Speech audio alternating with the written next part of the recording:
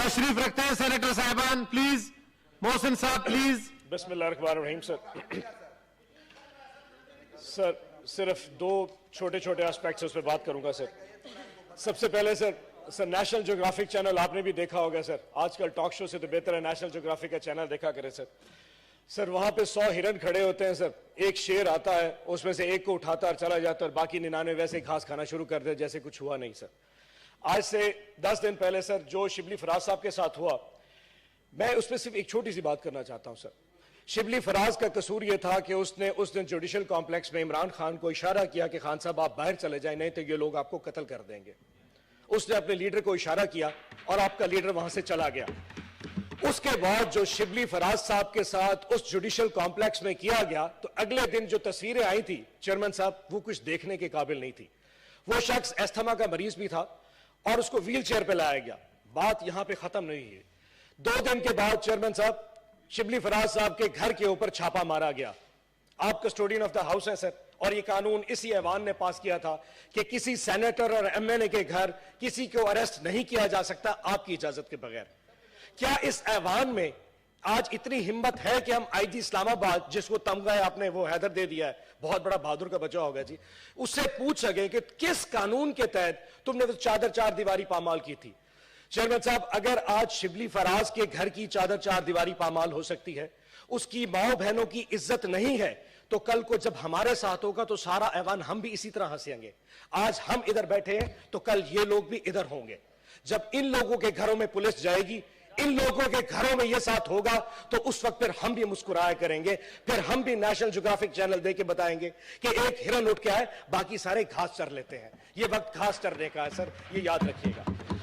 دوسرا سر, ابھی ایک ارسطو آیا تھا, یہ پوری لائن میں سارے ارسطوؤں کی لائن ہے الحمدللہ. سر ایک ارسطو آیا تھا سی اور اس پورے عوام کو پاگل بنا کے چلا گیا. سر پچھلی گلی سے آیا اور الحمدللہ اس چوری میں ہم اس کے ساتھ مل گئے. آج 10 اپریل تھی, سپریم کورٹ کا حکم تھا کہ آج کے دن 21 ارب روپے اس گورنمنٹ نے الیکشن کمیشن کو پیسے دینے تھے. انہوں نے کس سائنسدانی سے, اس آرڈر کو آئے 5 دن گزر چکے ہیں, کس سائنسدانی سے آ کے انہوں نے پہلے اس کو کیبنٹ میں لے گئے کہ جی کیبنٹ میں اپروول کے لیے جا رہا ہے. پھر اچانک کیبنٹ کے کانپے ٹانگنی شروع ہو گئی. پھر اس کے بعد ای سی سی کا اجلاس بلا لیا, ای سی سی میں پھر کانپے ٹانگنی شروع ہو گئی, جی ہم اپروو نہیں کر سکتے. پھر نیشنل اسمبلی میں لے گئے, نیشنل اسمبلی سے ریفر کر دیا سینٹ کو, اور آج الحمدللہ چھپ کے آیا ایک چھوٹا سا پرچہ لے کے, ادھر سے بھمیری مار کے وہ کبڑا کسائی, ادھر سے بھمیری مار کے کاغذ دے کے ہمیں کے چلا گیا, اور یہ کہتا ہے جی فائنانس بل کو ریفر کر دیا ہے. اب فائنانس بل جائے گا سٹینڈنگ کمیٹی میں, 5 دن سٹینڈنگ کمیٹی میں پڑا رہے گا, جمعے والے دن پھر سینٹ میں آئے گا, پھر یہاں پہ ڈسکشن ہوگی, پھر جائے گا نیشنل اسمبلی میں, پھر وہاں سینٹ کی سٹینڈنگ کمیٹی. سر یہ سٹینڈنگ کمیٹیاں کھیلنا بند کر دیں. سر آج آپ کو چاہیے تھا کہ 21 ارب روپے اپروو کر دیا, جائے جا کے 21 ارب دے دیں الیکشن کمیشن کو اور الیکشن کا اعلان کر دیں.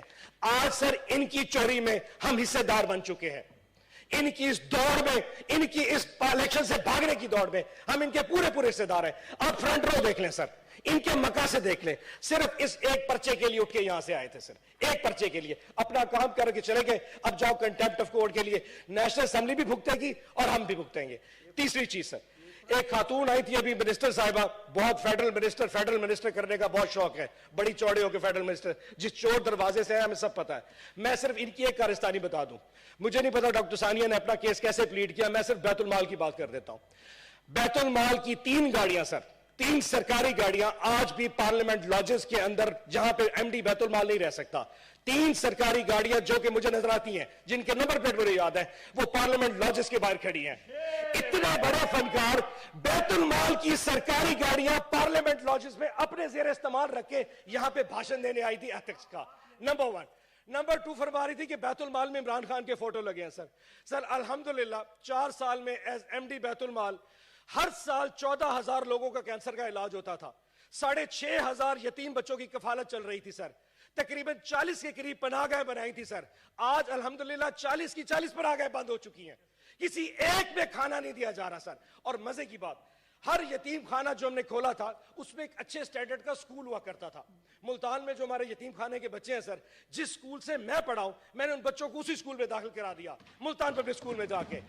جب سے یہ آئے سر, انہوں نے ان بچوں کو اس سے نکال کے کوئی ضمیر کو 3rd کلاس سکول ہے اس میں داخل کرا دیا. فنڈنگ ختم ہو گئی ہے. آپ 1 سال کا ان سے حساب منگوا کے دیکھ لیں. 1 سال میں سر بیت المال میں سوائے 60,000 روپے ان تمام ایم این اے اور سینیٹرز کو دینے کے علاوہ کوئی خرچہ نہیں ہو پا رہا. کینسر کا علاج بند ہے سر, یتیم خانے بند ہو گئے, پناہ گاہ بند. صرف بے نظیر بھٹو کا نام استعمال کرنے سے آپ معزز نہیں ہو سکتے سر. سر مہربانی کیجئے ان کو سمجھائیے یہ ایتھکس اپنے پاس, اور سرکاری گاڑی استعمال کرنے سے اتنے بڑے لیکچر ہمیں سب بدل جائے.